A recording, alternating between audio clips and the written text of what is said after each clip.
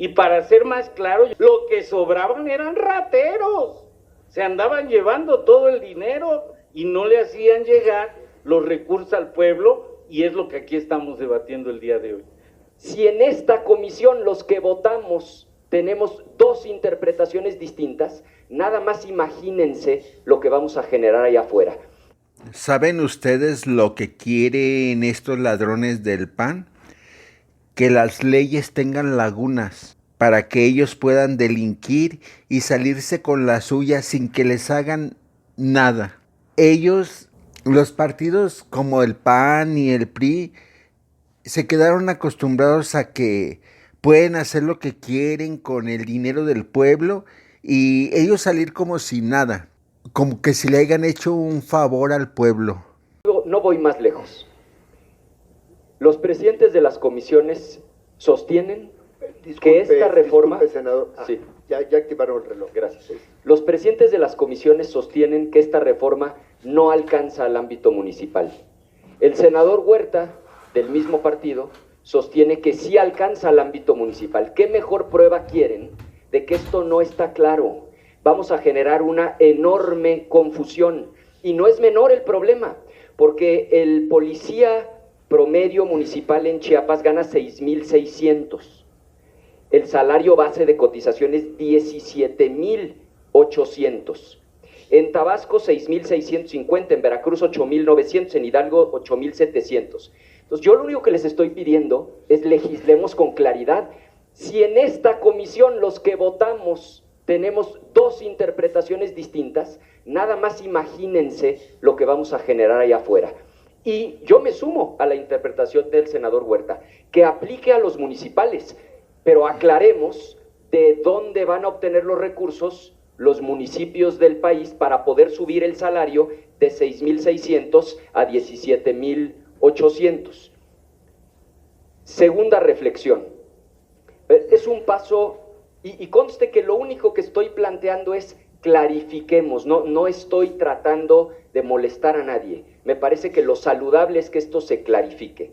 Segunda reflexión, creo que este es un paso muy positivo que estamos dando, y yo sí quisiera recuperar que hace 10 años coincidimos, por cierto, de las pocas votaciones en las que hemos coincidido el senador Huerta Ladrón de Guevara y su servidor, cuando se desindexó el salario mínimo. Y fue un paso correcto, porque en aquel entonces aumentar el salario mínimo implicaba aumentar el valor, por ejemplo, de una licencia de funcionamiento, de una estética, de una miscelánea, de las multas. Entonces, un primer paso se dio en 2014 cuando se desindexó.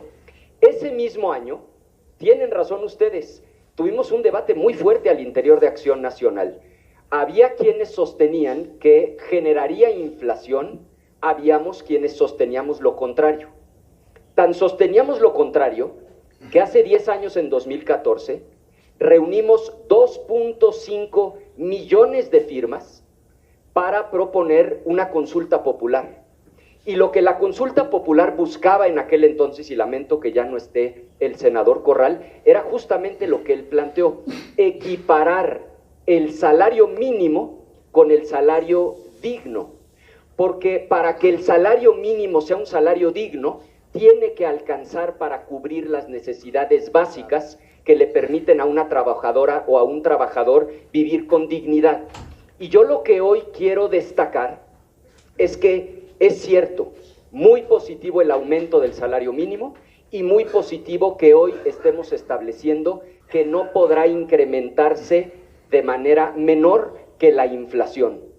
Pero también creo que es fundamental que hoy entendamos que el salario actual de 7,600 pesos al mes sigue sin ser un salario digno, porque hoy no alcanza todavía para cubrir las necesidades básicas, y no lo digo yo, lo dice Coneval, porque Coneval establece dos cosas: una cosa que se llama canasta alimentaria, que es lo que alcanza para comprar, y Coneval lo dice con toda claridad, no dice alimentos en términos abstractos, es arroz, tortilla, carne, huevo, leche, en cantidades razonables. Esa es la canasta alimentaria. Y segundo, Coneval establece la canasta no alimentaria, es decir, lo que se necesita para vivir con dignidad en adición a los alimentos, es decir, vestido, vivienda, calzado, cultura, educación, esparcimiento.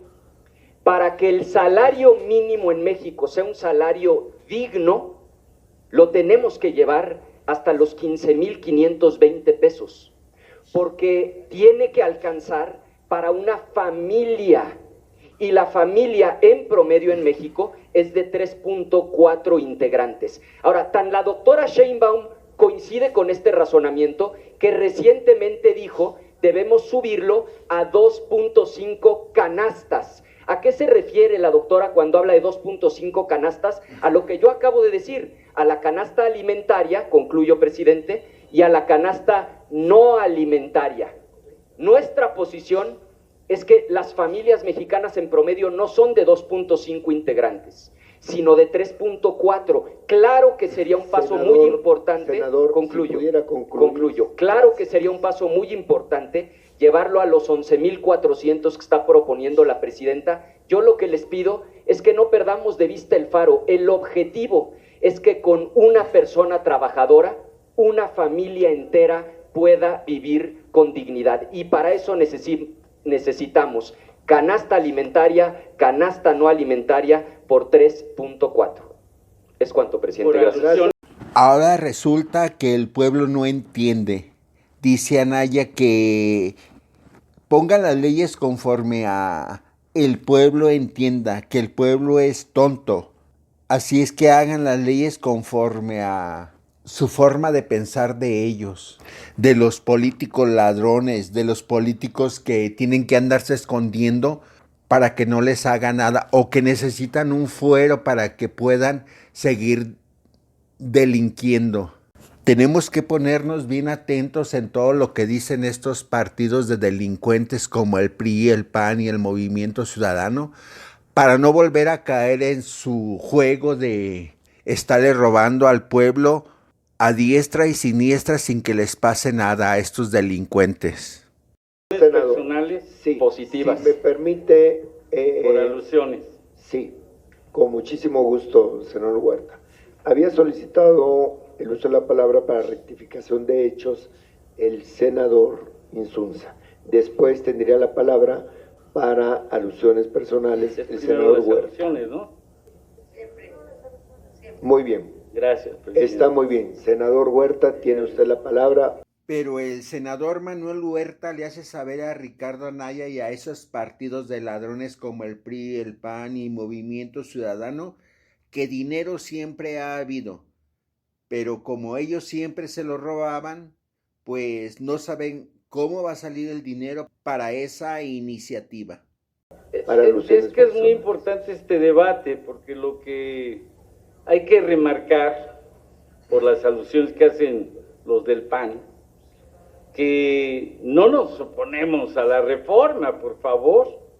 Lo que estamos precisando desde la primera intervención, cuando escuché a senadores y lo sigo escuchando, que a mí me queda muy claro que hay que considerar el impacto presupuestal de los distintos ámbitos de la administración pública, que esto nos obliga a ello, porque estamos planteando, como lo ha hecho Andrés Manuel López Obrador en los últimos 6 años, y lo está planteando la presidenta Claudia Sheinbaum, que queremos mejorar las condiciones laborales de médicos, policías, Guardia Nacional, maestros, y que todo esto es para abonar en la estrategia de seguridad de municipios y estados. Y para ser más claro, yo decía hace un rato, presupuesto siempre ha habido, dinero siempre ha habido, lo que sobraban eran rateros, se andaban llevando todo el dinero y no le hacían llegar los recursos al pueblo, y es lo que aquí estamos debatiendo el día de hoy. Gracias, senador Huerta.